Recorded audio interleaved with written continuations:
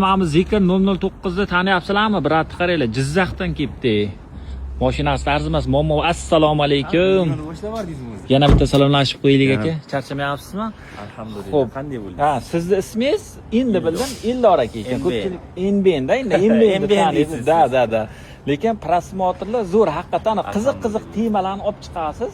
Ko'rib, endi podpiska tashlamagan bo'lsa, yana bitta qiziq. Zikrdan ko'nglimiz sovudi, to'g'risi. Ha, biz ilitdikmi ozgina ilitdik. Alhamdulillah. Xo'p, bunda nimaga ayibchi? Ha. Lekin hech kim ustida topolmayotdi. Ha. Mana shunday olib keldik. 2 kunda alhamdulillah ishlarimiz bitdi. Xo'p, muammosini aytib keting, nimasida muammo bor edi? Kichkina akkumulyatorchasi zaryad o'lib qoladi. Ha. Shuni qilib berishdi. Katta rahmat bolalaringizga. Kuniga ertalab bitta перекрут qilib ulab olish kerak-da, lekin bizlar ham bir hafta deganda topib shekilli. Ha, shuni. Siz ham sarson bo'ldingiz, ozgina kelaverib, bo'ldi deymiz. Glavnisi topildi o'zi. Xo'p, mashinani endi hozir hech qanaqa kam yo'q, Mobodoga sotib yuboramiz, ha? Nech pul narxi aka, o'zingiz ayting. 62 mingga olganman. Ana Inamarkada qo'yganda oluvdingiz. Ha, Inamarka. Endi ayting, nech pulga berib yuboray?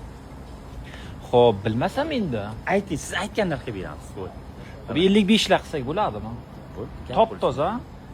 Top toza 12 ming kilometr yurgan, infuli xudo xolasa. Ikkita motorlik. Ikkita motorli 850 kilometr, 1000 kilometr yuradi deb sotishgan menga. 800 kilometr yuribdi. 800 kilometr yuradi. Tortishi ham, lekin haqiqatdan moshni.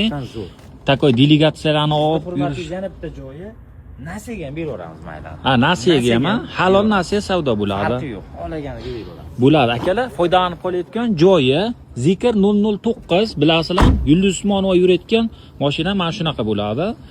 Zo'r mashina, toza bron bo'lgan. Toza elektr, brollar bo'lgan, kraskalari ham top-toza.